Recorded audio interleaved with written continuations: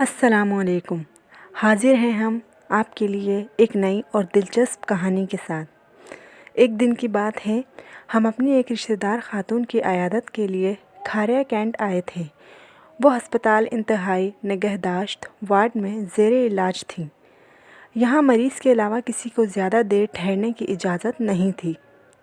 یہاں major rank کے فوجی افسروں کے لیے بہت خوبصورت بنگلے تھے۔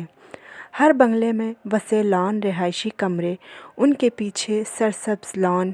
گرمی کے دن تھے۔ ہم لان میں درختوں کی ٹھنڈی چھاؤں تلے کرسیوں پر بیٹھ گئے۔ کچھ دیر آرام کے بعد میں اس خوبصورت علاقے کو دیکھنے کے لیے گھر سے باہر نکلا۔ گھر کے سامنے چھوٹی سی سڑک کے پار گرین بیلٹ نظر آ رہی تھی۔ پھر ایک چھوٹا سا نالا تھا۔ نالے کے پار گھنے درختوں کی قطار میں ایک اور گرین بیلٹ تھی۔ پھر جاگنگ ٹریک تھا۔ جاگنگ ٹریک کے ساتھ ایک چھوٹی سی ٹرین کی پٹری تھی جو اس وسیع پارک کو گھیرے ہوئے تھی۔ پارک میں بچوں کے لیے بہت سے جھولے لگے ہوئے تھے۔ ایک جگہ خوبصورت پنجروں میں طوطے، کبوتر، خرگوش اور جل مرغیاں تھیں۔ وہ چھوٹی ٹرین بھی کھڑی تھی جس کی پٹری پارک کے گرد کسی ہار کی طرح نظر آ رہی تھی۔ یہ ٹرین شاید بچوں کو پارک کی سیر کرواتی تھی۔ اس وقت دوپہر تھی اور پارک میں میرے سوا کوئی نہیں تھا۔ ہر طرف ایک سحر انگیز خاموشی کا راج تھا۔ کبھی کبھی کسی پرندے کی آواز خاموشی کے سحر کو توڑ دیتی اور پھر سناٹا چھا جاتا۔ میں نالے کے پل کو پار کر کے گرین بیلٹ کے کنارے بچھی کرسی پر بیٹھ گیا۔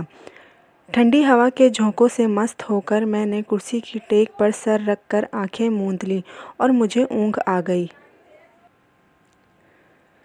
پھر ٹرین کے انجن کی چک چک سے میری آنکھ کھل گئی۔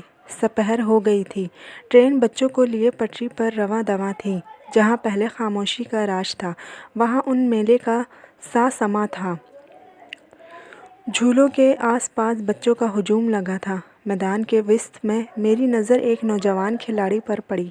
وہ خوبصورت اسپورٹس شرٹ اور لانگ نیکر پہنے ہوئے تھا۔ پاؤں میں قیمتی جاگر نظر آ رہے تھے۔ وہ ہاتھوں میں فٹ بال تھامے ہوئے تھا۔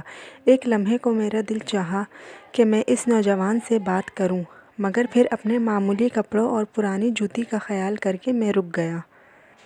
اپنی خستہ حالت دیکھ کر میں احساس کمتری کا شکار ہو گیا اور ایک قدم بھی آگے نہ بڑھ سکا۔ پھر اچانک وہ نوجوان کھلاڑی مجھے اپنی طرف آتا نظر آیا۔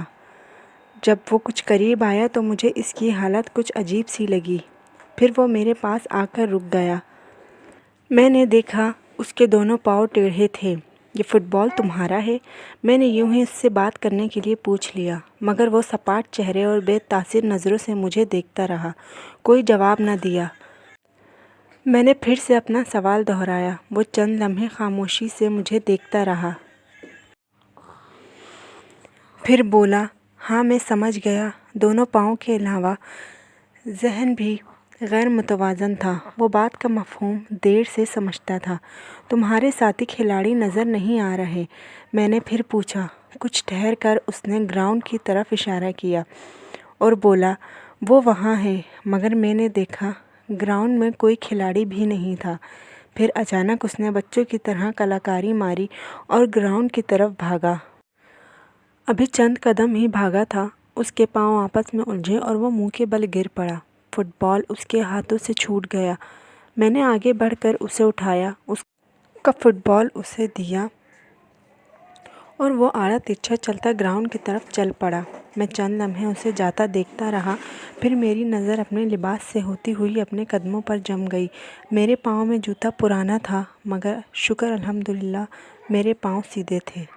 دوستو، ہر حال میں اللہ کا شکر ادا کریں، کیونکہ ہو سکتا ہے کوئی ہم سے بھی زیادہ برے حالات میں ہو۔ تو دوستو، کیسی لگی ہماری یہ چھوٹی